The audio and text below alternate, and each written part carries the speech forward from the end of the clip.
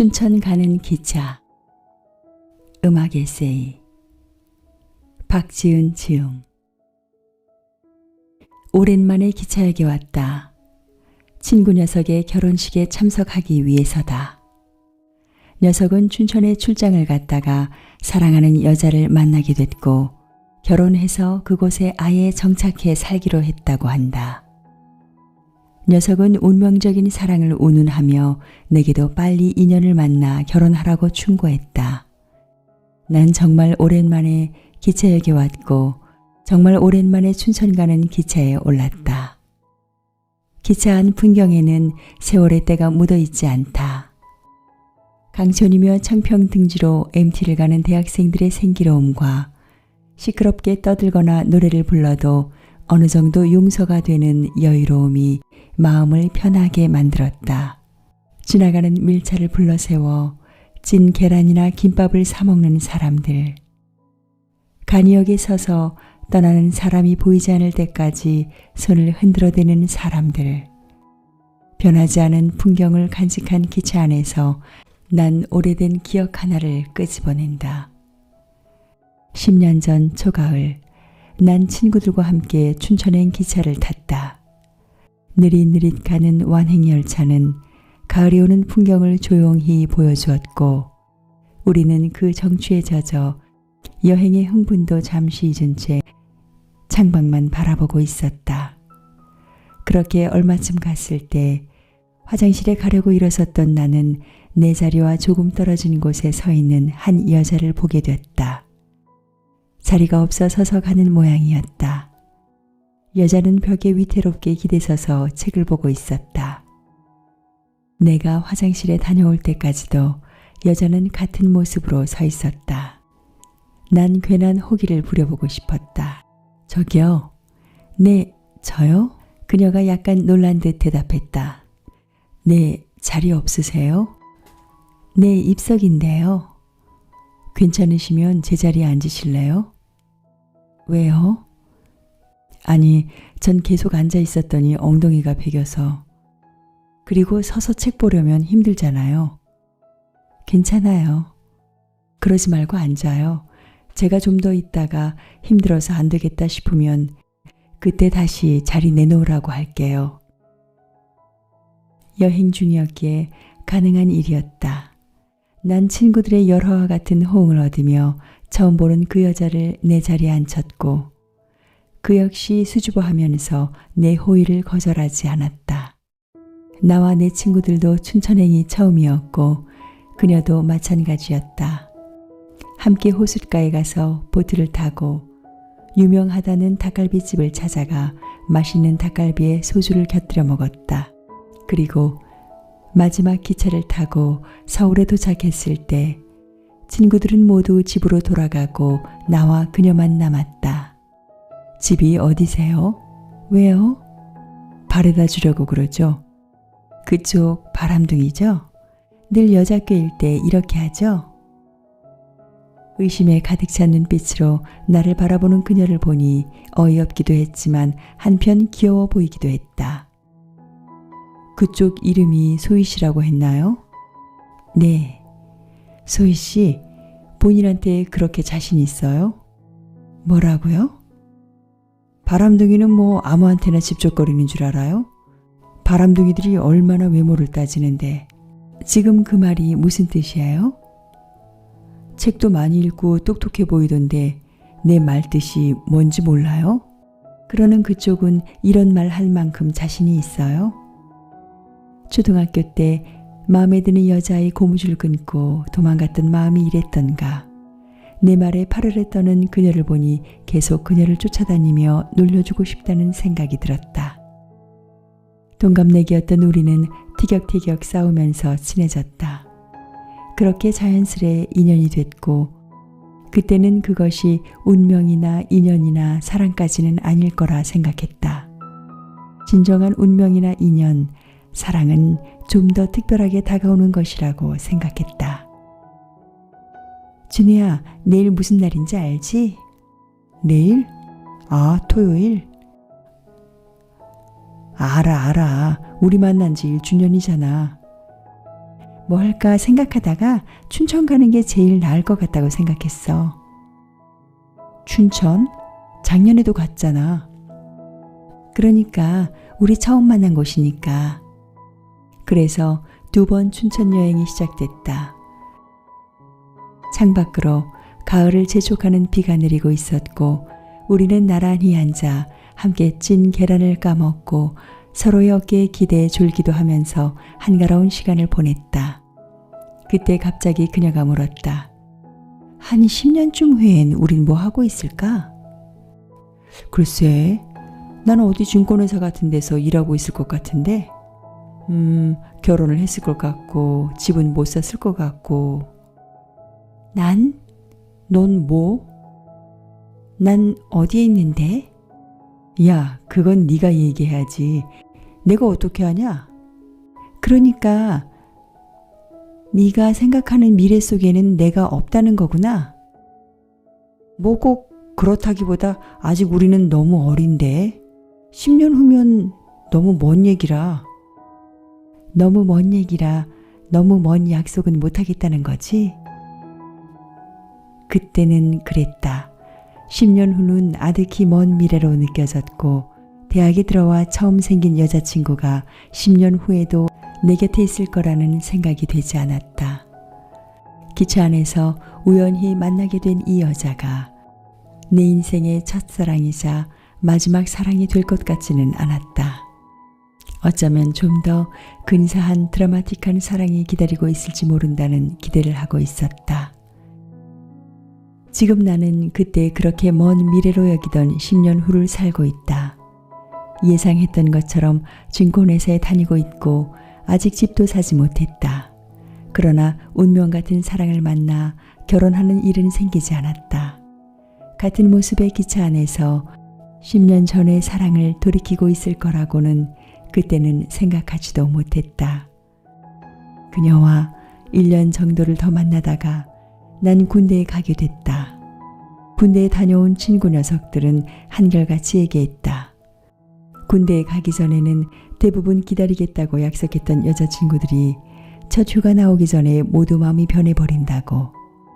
군대에서 이러지도 저러지도 못하고 마음 상하는 것보다 아예 입대 전에 헤어지고 가는 게 낫다고. 나도 그 얘기에 크게 공감하고 있었다. 그리고 군대 가기 전날, 내일이면 정말 가는 거네. 너 나 기다릴 거냐? 당연하지. 걱정하지 마. 소희야, 응? 나 기다리지 마라. 뭐? 그러니까 너한테 부담 주기 싫거든. 나는 괜히 이런 걸로 거기 들어가서 힘들고 싶지 않고. 나 정말 못 믿는구나. 널 믿으니까 그래. 무슨 소리야 지금. 나 제대하면 만나자. 응? 만약에 그때까지 너나 나나 서로에 대한 마음이 변함없다면 그때 다시 만나자고. 그때까지는 서로 연락하지 말자고? 그래, 마음이 중요한 거잖아. 날 너무 믿는다고? 나 그렇게까지 강한 사람은 아닌데. 군대에 들어가고 정신없이 세월이 흘렀다. 그곳에 있을 때 그녀에게서 2번 정도 편지가 왔다. 잘 있느냐는 안부 편지였다. 난 답장을 하지 않았다. 그리고 제대를 앞둔 가을 그녀가 처음으로 면회를 왔다. 연락하지 말자 그랬는데 찾아오기까지 해서 어떡해? 아니야, 먼 데까지 오느라 수고했어. 잘 지내? 나야 잘 지내지. 나도. 어제 무슨 날이었는지 알아? 토요일? 여전하구나. 우리 처음 만난 날이잖아. 알아. 어제 나 혼자 춘천 갔다 왔어.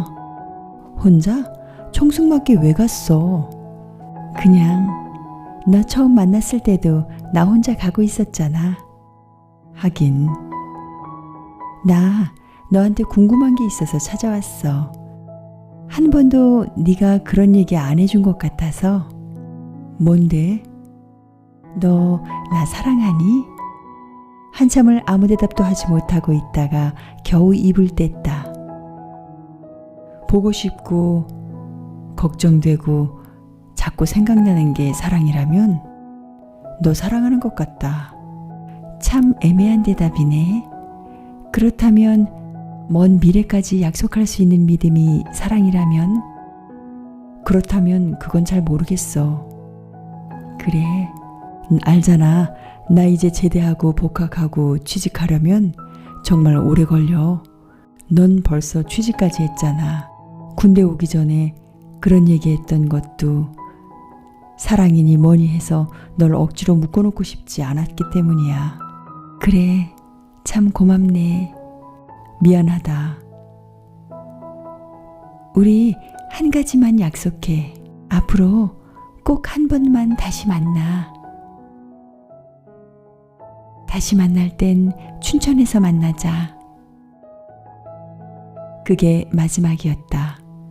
꼭 한 번은 다시 만나자고 약속했지만 사는 게 마음처럼 되는 건 아니었으니까 제대를 한 후 학교에 복학했고 그곳에서 나보다 한참 어린 후배와 사귀기도 했고 회사에 취직해서도 두어 명의 여자와 만남을 가졌다.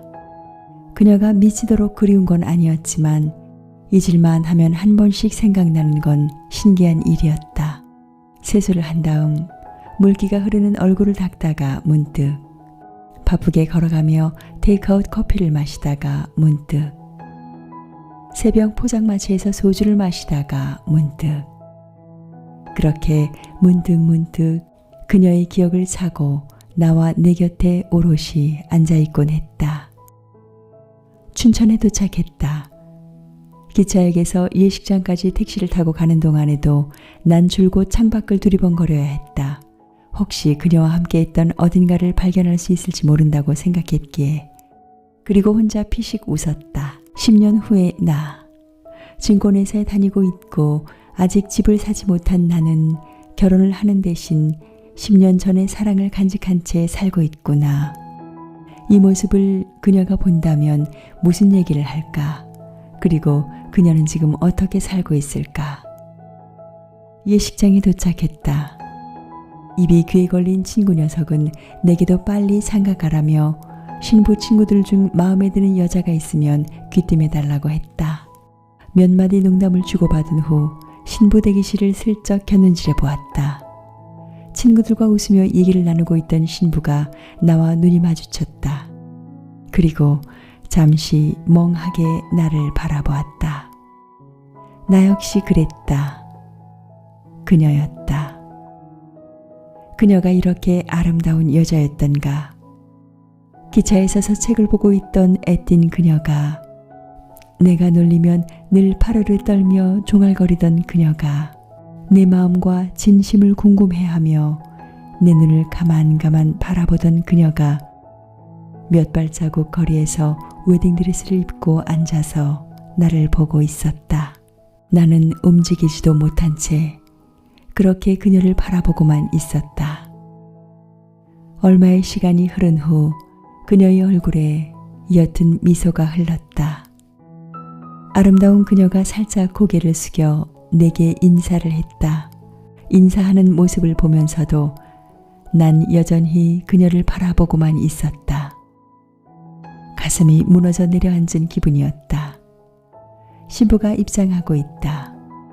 맨 뒤에 서 있는 내 곁을 스쳐서 그녀가 한 발 한 발 앞으로 걸어 나간다. 난 박수를 칠 수가 없다. 끝까지 이렇게 못난 난 그녀가 행복하기를 바랄 용기조차 없는 것이다. 하늘이 갈라놓을 때까지 함께하겠다는 혼인이 서약이 끝나고 두 사람은 가벼운 입맞춤을 했다. 식이 끝난 후 난 신랑 친구의 자리에 서서 그녀와 함께 사진을 찍었다. 나중에 그녀가 이 사진을 볼 거라는 생각에 애써 밝은 표정을 지었다. 먼저 가겠다는 나를 친구 녀석들이 붙잡아 식당에서 밥을 먹게 됐다. 패백을 마친 친구와 그녀는 하객들을 돌아보며 인사를 하고 있었다. 난 되도록 그쪽과 눈이 마주치지 않으려고 노력하면서 꾸역꾸역 밥만 먹고 있었다. 그러나 답답한 기분을 더 이상 참을 수 없어서 아무도 모르게 슬쩍 일어나 밖으로 나왔다. 계단을 내려가는데 잠깐만요. 그녀였다. 안녕하셨어요? 그녀가 내게 존댓말을 하고 있다. 네. 잘 지내셨어요? 네. 남편 친구분인 줄은 정말 몰랐어요. 저도요. 신부가 춘천에 살고 있는 분이라고 해서 전 순간 깨달았다. 그렇다면 그녀가 춘천에 살고 있었다는 얘기인가? 몇 년 전부터 춘천에 살고 있었어요. 왜요? 처음에는 약속을 믿고 싶어서 그랬죠. 언젠가 한 번은 꼭 만나자고 했는데 거기가 춘천이라고 했으니까요. 내가 춘천에 살고 있다면 살다가 한 번은 만나겠지 생각했어요. 몰랐다. 정말 몰랐다. 그녀에게 내가 이 정도였을 줄은. 오해는 하지 마세요. 지금은 그런 마음은 아니에요. 그냥 여기 살다 보니까 이 도시가 좋아졌어요. 그래서 살고 있었던 거예요. 네. 그런데 결국은 약속을 지켜주셨네요. 고맙습니다. 인사를 나눈 우리는 다시 멀어졌다. 그녀는 피로 연장으로, 난 계단 아래로. 그런데 문득 그녀가 날 불렀다. 참, 오늘이 무슨 날인지 아세요? 오늘은 우리가 처음 만난 날이다. 난 미소 지으며 대답했다. 토요일이잖아요. 여전하네요. 돌아서서 걸어가는 그녀의 뒷모습을 난 바라보고 있다. 운명이나 인연이 그렇게 빨리 쉽게 찾아올 리 없다고 믿었던 그 시절, 그렇게 사랑을 곁에 두고도 다른 사랑을 하고 있던 그때의 내게 10년 후의 내가 말한다. 참 커다란 실수를 하고 말았다고. 진짜 인연은 좀 더 뒤에 올 거라는 생각은 하지 말았어야 한다고. 고맙게도 그렇게 일찍 찾아와 준 사랑에게 못할 짓을 하고 말았다고. 이제 그녀와의 약속을 지켰으니 난 다시는 춘천에 올 수 없을 것 같다.